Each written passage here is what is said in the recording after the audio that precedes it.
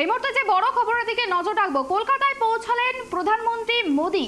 বুধবার একাধিক প্রকল্পের উদ্বোধন করার কথা রয়েছে এবং মেট্রোটা উদ্বোধন করতে পারেন প্রধানমন্ত্রী, এমনটা জানা যাচ্ছে। এই বিষয় নিয়ে আমাদেরকে বিস্তারিত জানাবে আমাদের সঙ্গে রয়েছেন ত্রয়ন। দেখো, যেমনটা জানা যাচ্ছে প্রধানমন্ত্রী ইতিমধ্যেই কিন্তু কলকাতায় এসে পৌঁছে গিয়েছে। কি কি কর্মসূচি রয়েছে আগামীকাল প্রধানমন্ত্রী জানো আমাদের?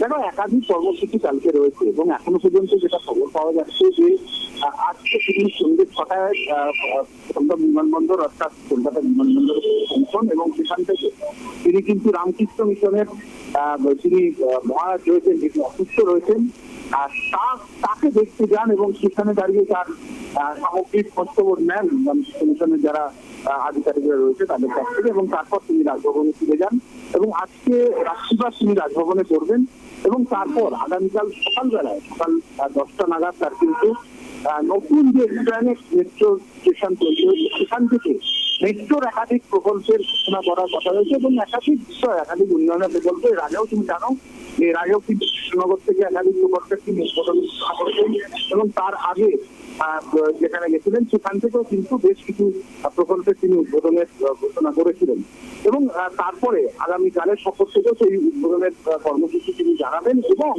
তার পরবর্তী সময় তার পাবলিক মিটিং করার কথা রয়েছে এবং যেটা অত্যন্ত গুরুত্বপূর্ণ এই মুহূর্তে রাজনীতির অন্যতম চর্চার বিষয় রাজ্য রাজনীতির ক্ষেত্রে সন্দেশখালী, এবং সেই সন্দেশখালীতে মহিলারা নির্যাতিত হয়েছে বলে কিন্তু বারবার অভিযোগ করেছে রাজ্যের প্রধান বিরোধী দল বিজেপি। একাধিক জাতীয় কমিশন, সেটা মহিলা কমিশন হোক বা জাতীয় এমনি কমিশন হোক বা এসসি কমিশন হোক, তারা এসছেন, এসে সরজমিনে দেখে গেছেন। অনেক ক্ষেত্রে আমরা দেখতে পেয়েছি সুকান্ত মজুমদার বিজেপি রাজ্য সভাপতি বা বিরোধী দলনেতা, তাকে কোর্টের অর্ডার নিয়ে সেখানে যেতে হয়েছে, কে সার্বিকভাবে সাধারণ মানুষের সঙ্গে কথা বলেছে।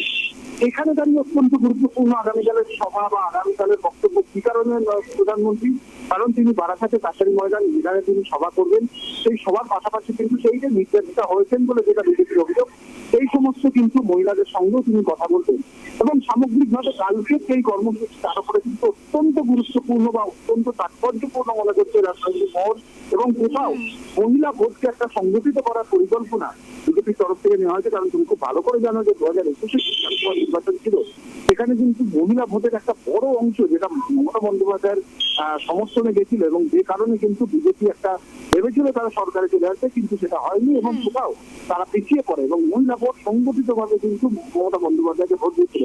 সেই ভোটে ভাগ বসানোর জন্য সন্দেশকালী কিন্তু কোনোভাবেই বিজেপি থাকতে চায় না এবং সেই জায়গা দাঁড়িয়ে আগামীকাল প্রধানমন্ত্রীর সভা অত্যন্ত গুরুত্বপূর্ণ বা অত্যন্ত তাৎপর্যপূর্ণ হতে চলেছে। আগামীকাল তিনি রাজভবন থেকে বেরোবেন, তারপরে নিজের নতুন যে মেট্রো স্টেশন রয়েছে সেখান থেকে একাধিক প্রকল্পের উদ্বোধন করবেন এবং তারপর বারাসাত কাছারি ময়দানে তিনি কিন্তু জনসভা করবেন বা পাবলিক মিটিং করবেন। এখনো পর্যন্ত কিন্তু সূত্র মারফত এমনই খবর পাওয়া যাচ্ছে। বেশ অনেক ধন্যবাদ ত্রয়ন। যেমনটা জানা গেল যে আগামীকাল প্রধানমন্ত্রী মোদী কিন্তু একাধিক প্রকল্পের সূচনা করবেন, পাশাপাশি আজই কিন্তু তিনি কলকাতায় পৌঁছেছেন এবং কলকাতায় পৌঁছে তিনি কিন্তু সরাসরি শিশু মঙ্গল হাসপাতালে চলে যান এবং সেখানে রামকৃষ্ণ মঠ ও রামকৃষ্ণ মিশনের যে সভাপতি শ্রীমৎ স্বামী শরণানন্দজি মহারাজের স্বাস্থ্যের খোঁজ নেন। আগামীকাল 15,600 কোটি টাকার প্রকল্পের সূচনা করার কথা রয়েছে প্রধানমন্ত্রীর।